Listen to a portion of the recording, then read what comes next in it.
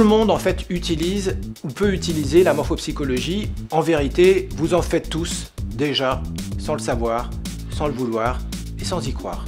Tout simplement parce que dès que vous observez un visage, là vous observez le mien, vous ressentez des choses, vous percevez des choses, et la plupart de ces choses sont justes.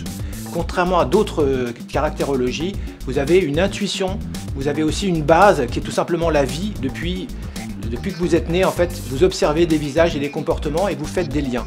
Mais c'est pas très clair, c'est pas très scientifique, c'est empirique et intuitif.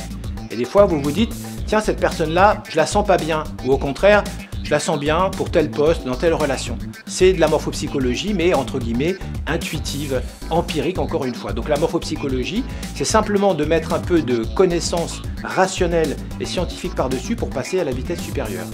Autrement dit, tout le monde peut et doit faire de la morphopsychologie de façon un petit peu plus scientifique, en essayant de comprendre quelles sont les lois justement qui permettent de déduire un trait de caractère d'une forme de visage. Et ça intéresse évidemment en particulier tous les gens qui communiquent, tous les gens dont la communication est fondamentale, soit dans leur métier, les médecins, les commerciaux, les managers, les psys bien sûr au sens large, les coachs, les éducateurs, voilà, tous les gens en fait qui sont dans une interaction forte, les médecins aussi, avec quelqu'un dont ils ont besoin de comprendre très vite comment il fonctionne.